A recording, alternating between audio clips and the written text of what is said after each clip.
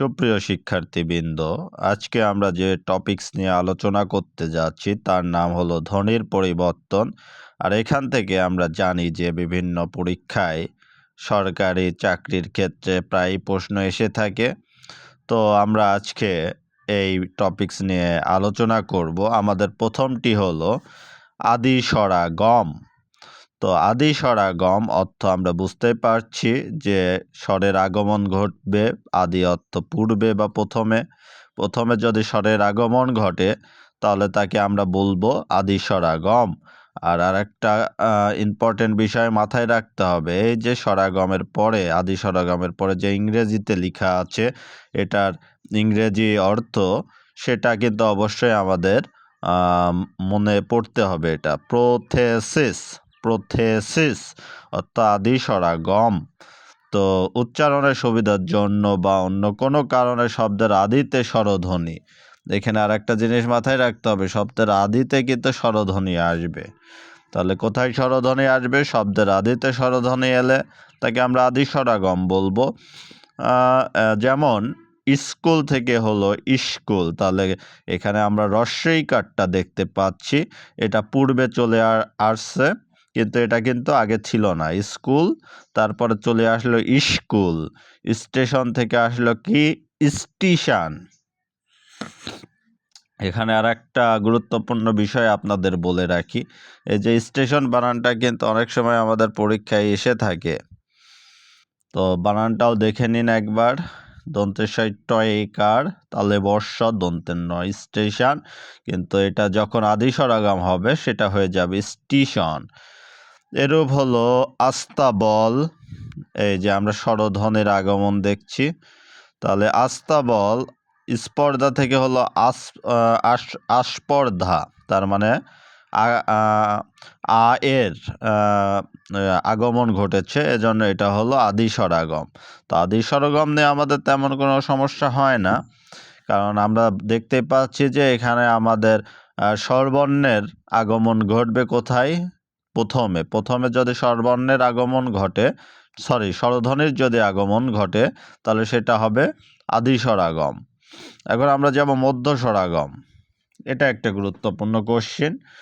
তাহলে মধ্য স্বরাগম হলো তিনটা এর সিনোনিমস আছে, তার মধ্যে হলো মধ্য স্বরাগম একটা, বিপ্রকর্ষ একটা, স্বরভক্তি একটা, এবং এটার ইংরেজি অর্থ হলো অ্যানাপথাইএক্সিস। তো সময় উচ্চারণের সুবিধার জন্য সংযুক্ত ব্যঞ্জন ধ্বনির মাঝখানে স্বরধ্বনি আসে। তাহলে সংযুক্ত ব্যঞ্জন ধ্বনির মাঝখানে স্বরধ্বনি আসবে। তো এখানে এখন আমরা যদি সংযুক্ত ব্যঞ্জন ধ্বনি মানে যুক্ত ব্যঞ্জন ধ্বনির মাঝখানে আসবে স্বরধ্বনি, একে বলা হয় মধ্য স্বরাগম বা বিপ্রকর্ষ বা স্বরভক্তি। অনেক ক্ষেত্রে এই স্বরভক্তি কথাটি দেওয়া থাকে, এটা না পড়ার ফলে আমরা আসলে বুঝতে পারি না যে এটাও স্বরভক্তি হলো মধ্য স্বরাগম, বা এটার আরেক নাম আছে বিপ্রকর্ষ।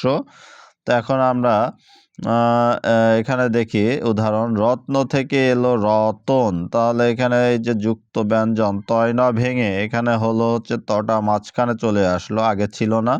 তাহলে এটার ক্ষেত্রে এটা হবে হচ্ছে মধ্য স্বরাগম।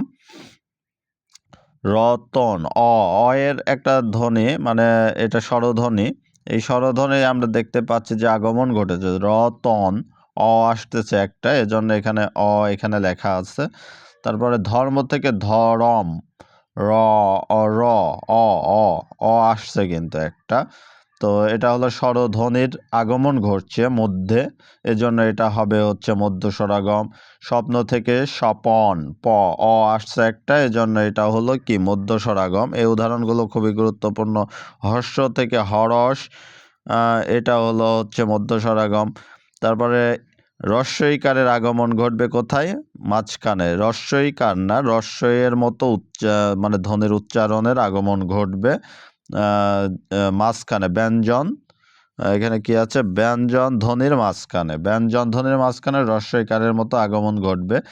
যেমন প্রীতি থেকে হলো কি প্রীতি থেকে হলো পিরিতি, ক্লিপ থেকে হলো কি কিলিপ, মানে এখানে কয়লয় পয়হস্যি প ছিল, সেখান থেকে আমরা দেখতে পাচ্ছি যে মাঝখানে লয় হস্যি লয় হস্যিকার থাকার কারণে একটা উচ্চারণ আসছে, রস্যই উচ্চারণ হওয়ার কারণে এটা হবে মধ্য স্বরাগম। ফিল্ম থেকে আসবে ফিলিম। তারপরে রস্যুকার হচ্ছে মানে এখানে রস্যু ধ্বনির মতো উচ্চারিত হবে, যেমন মুক্তা থেকে মুকুতা, তর্ক থেকে তুরুক, ভ্রু থেকে ভুরু। তারপরে একারের মতো উচ্চারণ আসতে পারে, যেমন গ্রাম থেকে গ্যারাম, প্রেক থেকে পেরেক, স্রেপ থেকে সেরেপ। তারপরে ও ধ্বনির মতো উচ্চারণ আসতে পারে, যেমন শ্লোক থেকে শ্লোক, মুড়ক থেকে মুড়ক। তারপরে হচ্ছে মুড়ক থেকে মুড়ক, তার থেকে আবার মুড়ক আসতে পারে। তো এইগুলো হলো মধ্য স্বরগমের উদাহরণ। এই উদাহরণগুলো খুবই গুরুত্বপূর্ণ, প্রত্যেকটি উদাহরণই গুরুত্বপূর্ণ এখানে। এখন আমরা অন্তঃস্বরগম নিয়ে আলোচনা করব। অন্তঃস্বরাগম বা অ্যাপোথেসিস, এটাও গুরুত্বপূর্ণ। অ্যাপোথেসিস মানে কি, আপনাকে পরীক্ষায় প্রশ্ন দিতে পারে। অ্যাপোথেসিস মানে হলো অন্তঃস্বরাগম। তো কোনো সময় শব্দের শেষে অতিরিক্ত স্বরধ্বনি আসে, শব্দের শেষে আসবে অতিরিক্ত স্বরধ্বনি, একে আমরা স্বরাগম বলা হয়। এরকম স্বরাগমকে বলা হয় অন্তঃস্বরাগম। যেমন দিশ ছিল, পরে এসেছে কি দিশা, মানে শেষে একটি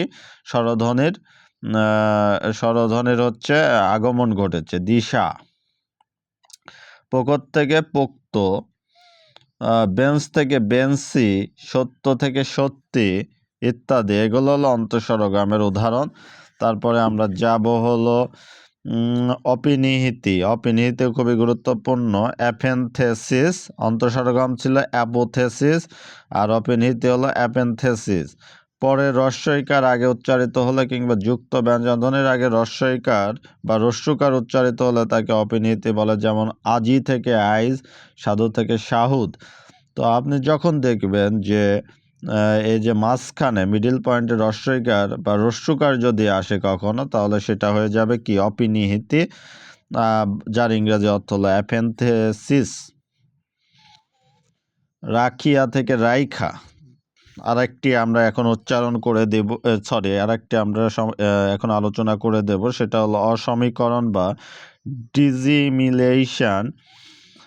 এই স্বরের পুনরাবৃত্তি দূর করার জন্য মাঝখানে যখন স্বরধ্বনি যুক্ত হয় তখন তাকে বলে অসমীকরণ। যেমন ধপ যোগ ধপ, ধপাধপ, একটি কিন্তু আকারের এখানে আগমন ঘটেছে।